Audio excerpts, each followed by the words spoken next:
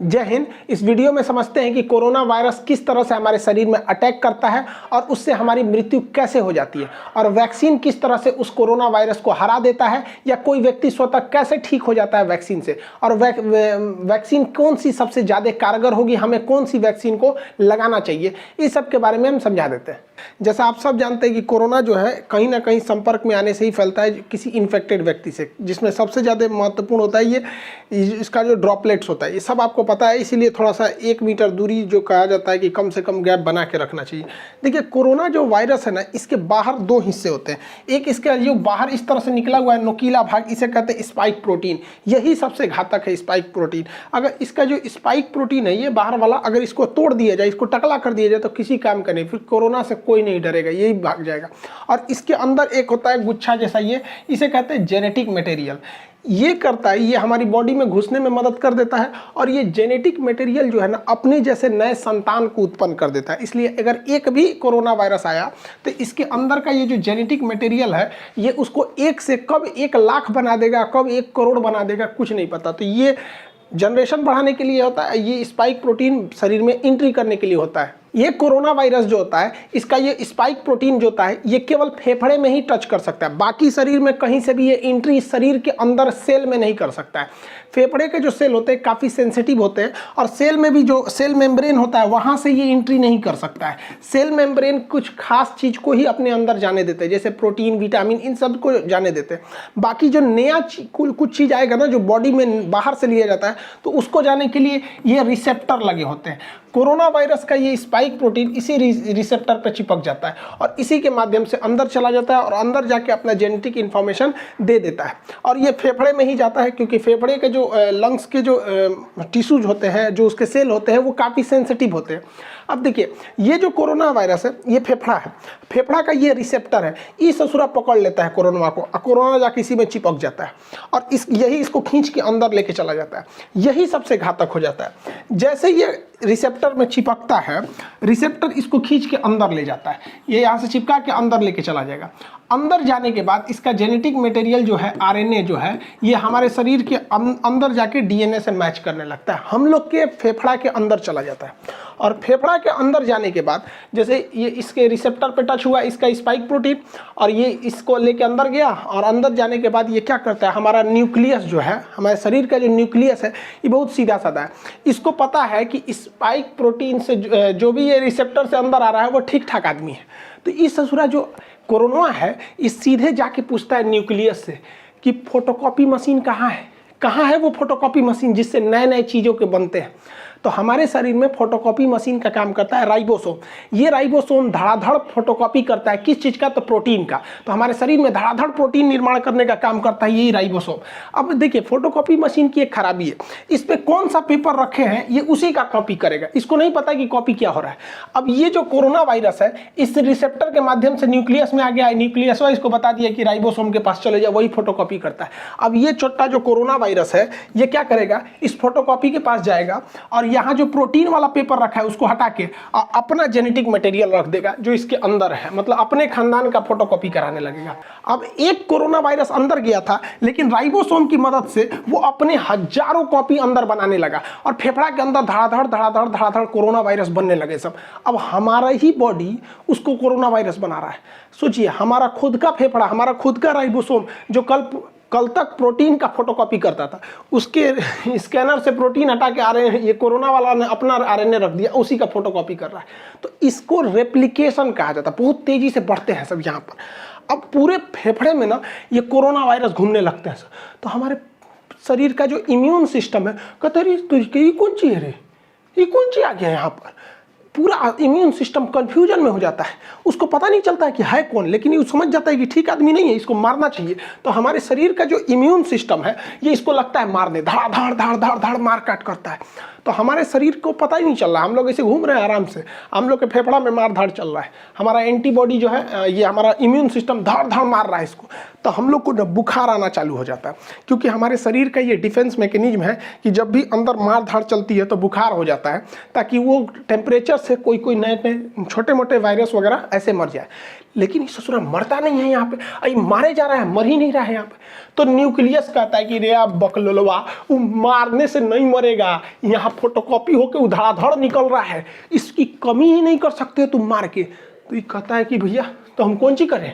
तो न्यूक्लियस इसको बताता है हमारे इम्यून सिस्टम को कि एक काम करो, तुम एंटीबॉडी बनाओ, क्योंकि इसको घुसने से रोको, क्योंकि अगर ये घुस जाएगा ना, एगो तो घुस के अपना फोटोकॉपी बना ही रहा है, इसको घुसने से रोको। तो ये कहता है कि क्या करे, यही रिसेप्टरवा नोच देगा। तो ये कहता है अरे भैया ओकरा मत नोच, एके नोच देगा ना तो कब वो दवाई खाएगा तो दवाइयों अंदर नहीं जाएगा। एक काम करना, इसी को बर्बाद कर दो, इसका जो खोपड़िया है, इसको खोपड़िया को कैसे भी बर्बाद करो।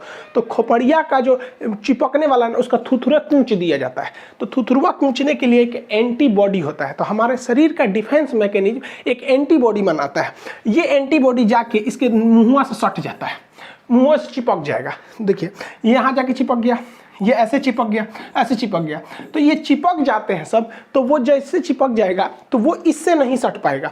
अब इसके स्पाइक प्रोटीन जो हमारे फेफड़े के रिसेप्टर से सट रहा था, अगर एंटीबॉडी शरीर में बनने लगेगा तो जाके चिपक जाएगा इसकी स्पाइक प्रोटीन से, और वो चिपक नहीं पाएगा। बस इसी तरह कोरोना सही हो जाता है। जिसके शरीर में एंटीबॉडी बनने लगा, वो एंटीबॉडी जाके किससे चिपकेगा, कोरोना वायरस के यहाँ पर जो स्पाइक प्रोटीन है उससे, और इस सिस्टम को लॉक कर देगा। अब ये लॉक कर देगा तो ये वाला इसमें जा नहीं पाएगा। लेकिन इस ससुरा कोरोना के बाहर बहुत ज़्यादा स्पाइक प्रोटीन है, तो बहुत ज़्यादा मात्रा में एंटीबॉडी होना चाहिए, तभी ना ये सबको लॉक करेगा। अभी देखिए ना, 1 2 3 4 5 पाँचों को लॉक कर पाया, इस ससुरा कहीं ना कहीं से सट के घुस जाएगा। इसलिए हमारे शरीर में एंटीबॉडी ज़्यादा बनना चाहिए। देखिए यहाँ पे खूब ज़्यादा मात्रा में एंटीबॉडी बना है, ये सब देखिए एंटीबॉडी। तो जिसके शरीर में ज़्यादा एंटीबॉडी बना, वो कोरोना जैसे आया, एंटीबॉडी बन गया, धड़ाधड़ कोरोना का मुंह बंद कर दिया, अरे चुप ससुराना, तो तू सट के अंदर घुस जाएगा। और जिसमें ये एंटीबॉडी नहीं बन पाया, वही लोग मर जाते हैं। तो कहा जाता है जिसका इम्यून अच्छा होगा, अच्छा होने का मतलब वो एंटीबॉडी ज़्यादा बना देगा, कोरोना का मुंह चिपका देगा, थाप दिया, चल चुपचाप रहो यहाँ पे, अब वो बच जाएगा यहाँ पे। अब आपको एक बात समझ में आ रही होगी हल्का हल्का कि वैक्सीन क्या करेगा।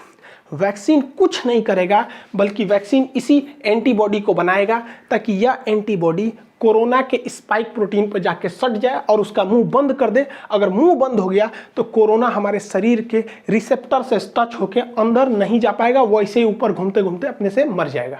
तो वैक्सीन का यही मेन काम हो गया कि वैक्सीन जैसे हमारे शरीर में लग जाता है तो इतना ज़्यादा हमारे शरीर में एंटीबॉडी बन जाता है कि ये एंटीबॉडी कोरोना को चारों ओर से घेर लेता है। कहता है कि आओ आओ सट जाओ हमारे में, तो चारों ओर से ये एंटीबॉडी सट जाता है। जब एंटीबॉडी सट जाएगा तो कोरोना के जितने स्पाइक प्रोटीन है उसका मुंह बंद हो जाएगा, हमारे शरीर में एंट्री नहीं मार पाएगा, दूसरा कोई काम नहीं है। जैसे देखिए ये एक ह्यूमन सेल है, अब इसमें क्या है, कोरोना वायरस का स्पाइक प्रोटीन फंस गया है, लेकिन जब उसमें न्यूट्रलाइज किया गया एंटीबॉडी देकर तो ये एंटीबॉडी जाके इससे सट गया है, ये एंटीबॉडी सट गया। अब ये इससे डायरेक्ट टच में नहीं आ सकता है, तो हमें कोरोना नहीं होगा। यही काम होता है हमारे वैक्सीन का। अब इसमें इतना टाइम क्यों लग गया, तो देखिए वैक्सीन बनाने में सबसे बड़ा था कि इसके अंदर का जेनेटिक मटेरियल जो फोटोकॉपी कर रहा था वो क्या है पता करने के लिए। तो बाद में पता चला कि वो आरएनए है। देखिए हमारे शरीर में डीएनए होता है, डाईऑक्सीराइबोज न्यूक्लिक। डीएनए जो होता है वो 2 धागा का बना होता है यहाँ पर देखिए, और आरएनए जो होता है वो केवल सिंगल हेलिक्स होता है, सिंगल धागा का बना होता है आरएनए। तो जितने वायरस होते हैं वो आरएनए होते हैं, ज्यादातर वायरस आरएनए।